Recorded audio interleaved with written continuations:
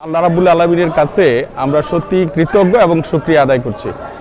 আজকে স্বাধীনতার ঘোষক এবং তিনবারের প্রধানমন্ত্রী প্রয়াত ওনাদের এই মাজারে এসে আমার উপলব্ধি হচ্ছে আমরা মনে হয় বাংলাদেশে এমন একজন নেতাকে আমরা নির্বাচিত করেছি যার অতীত ইতিহাস অত্যন্ত গৌরবোজ্জ্বল।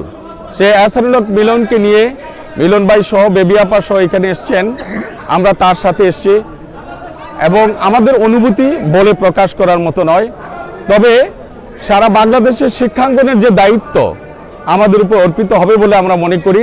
আমরা আশা করি জনাব তারেক রহমান মিলন ভাইকে আবারও শিক্ষায় পূর্ণমন্ত্রীর মর্যাদা দিয়ে ওনাকে শিক্ষামন্ত্রী করলে বাংলাদেশের শিক্ষাঙ্গনে পৃথিবীর যে কোনো লেভেলের কারিগরির স্ট্যান্ডার্ড শিক্ষা আমাদের দেশে বজায় হবে। এবং আমাদের কাছে এখন আপনারা যেটা জানতে চান যে আমাদের অনুভূতি কি, জনাব তারেক রহমানের নির্দেশ, সেই অনুভূতি আমরা শরীর দিয়ে প্রকাশ করতে পারি নাই।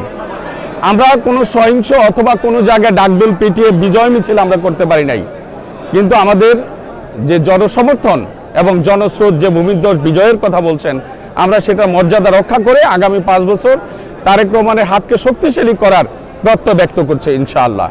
Thank you.